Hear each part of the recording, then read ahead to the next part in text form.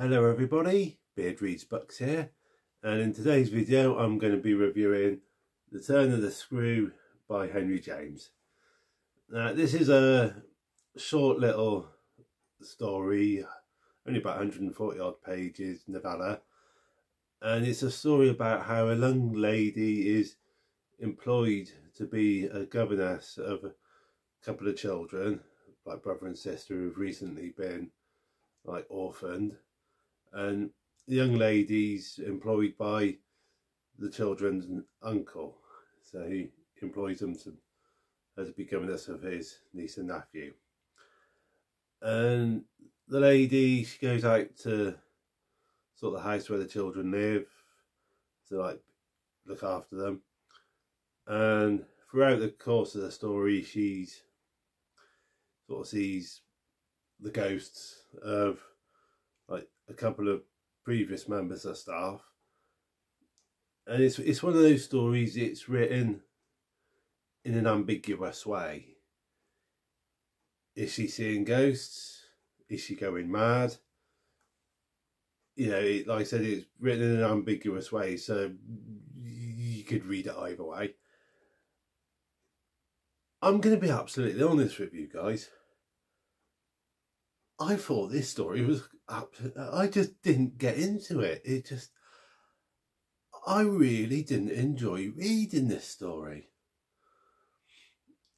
I mean, for one thing, the writing style, it's not old-fashioned, but, well, it is old-fashioned, but that's not what put me off. It's the way, there's sentences that's just full of sort of commas and semicolons and all the rest, and you know, some of these sentences that Henry James has written, they're so long-winded and convoluted. They're more convoluted than a flipping knot, and it's the kind of sentence that runs on for about 3 lines, you know. You know, and by the time you get to the end of the sentence, you're sitting there scratching around thinking, well, how the heck did this particular sentence start? You know, so that was a major turn off. You know, the way it was written, these long sentences. You know, it's like, yeah. I mean, when you pick up a little short novella like this, you think, oh, this will be a nice bit of easy bedtime reading.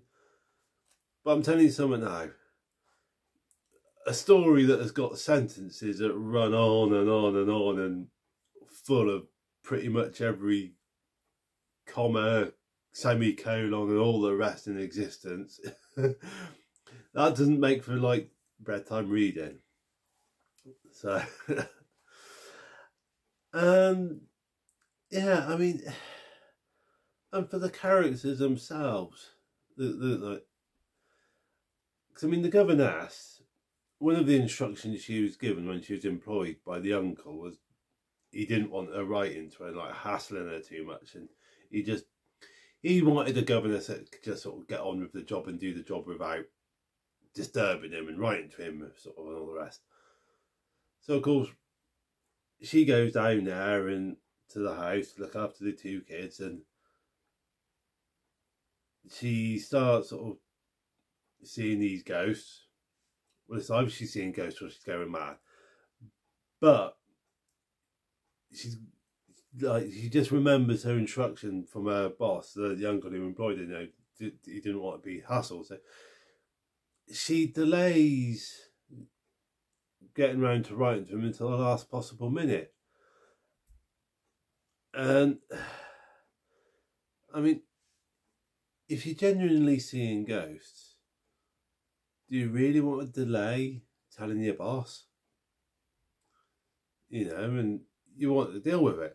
You want to get something done. You know, you don't just try and, you don't put on a brave face and prove you can deal with things by yourself. You know, you get it dealt with. You know, you're getting help. And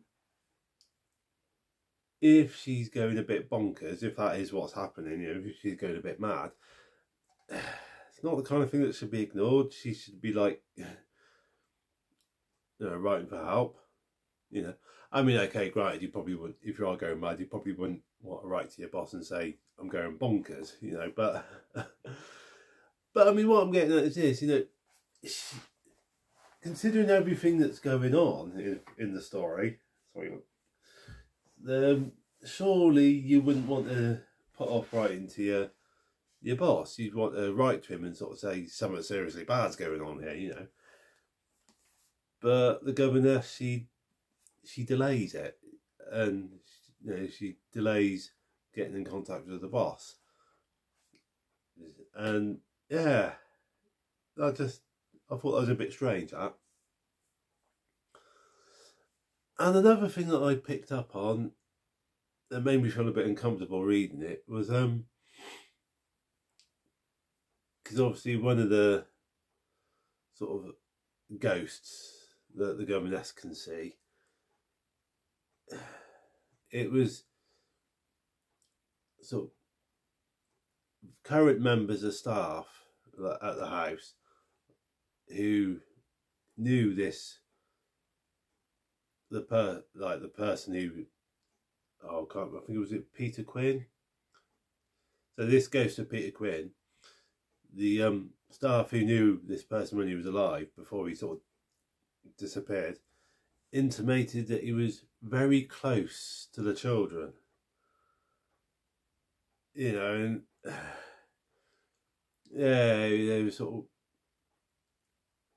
close in not a good way, if you know what I mean. So I won't. And yeah, I just sort of reading that, thinking, am I reading something into the story that isn't there, or is the story seriously intimating that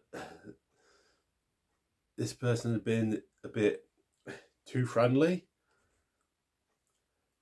And again, with the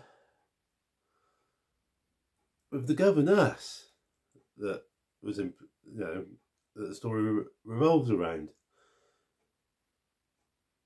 she comes across as being a bit too friendly with the children. Not in a sexual way, you know. I'm not saying she comes across as being too sexually friendly, but no, I'm not saying.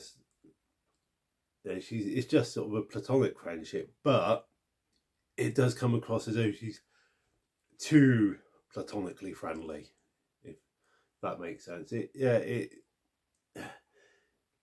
comes across as though she's crossed a few lines, have crossed a few boundaries, you know, in the way she's being friendly with them. And again,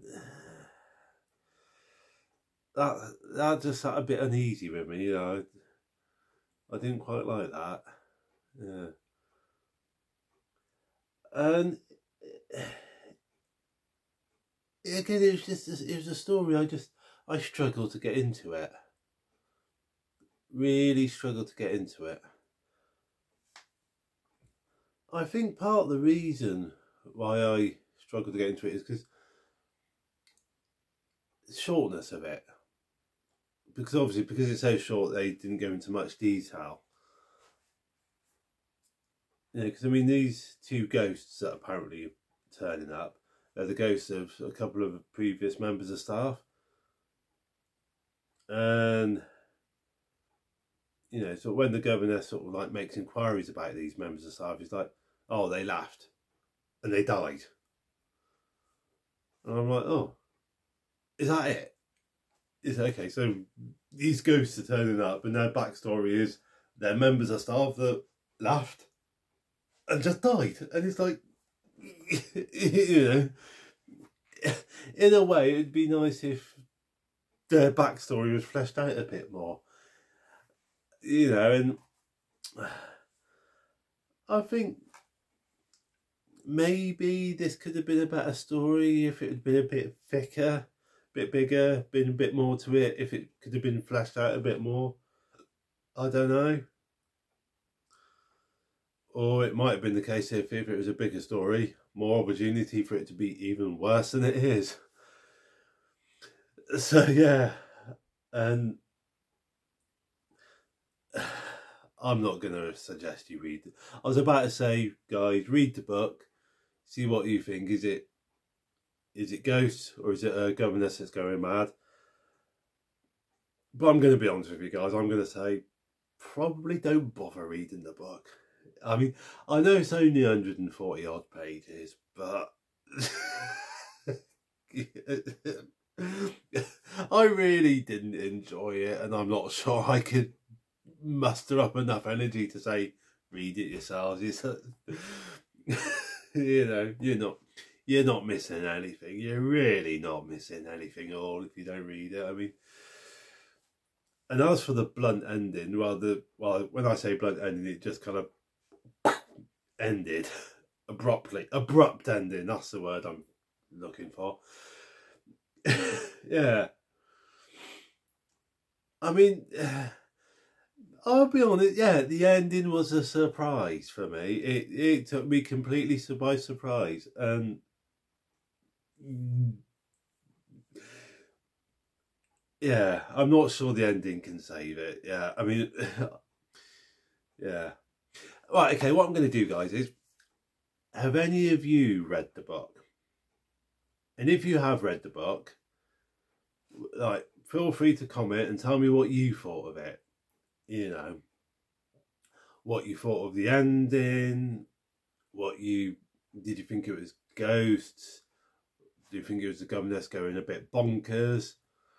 I mean, I personally think I'm leaning more towards it being a case of she was seeing ghosts rather than she was going mad. But guys, what do you think? Do you think it was ghosts or bonkers? And did you get the impression that she'd been too friendly with the kids? Or was that just me? So yeah, feel free to comment on that if you want to.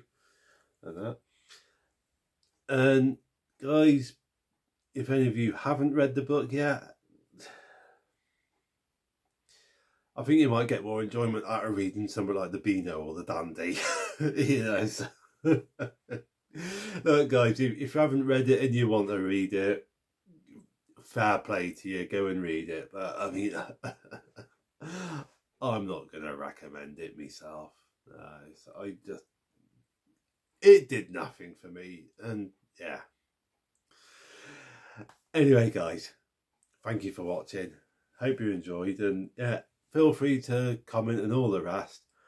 And I look forward to seeing you in the next video, which will hopefully be soon. And yeah, a bit of a gap between this one and the last book review, because yeah, I just got a bit delayed with other stuff. But so anyway, hopefully I won't be as long before I put the next video out. And whenever that does come out, look forward to seeing you in it. And in the meantime, guys, stay safe, happy reading.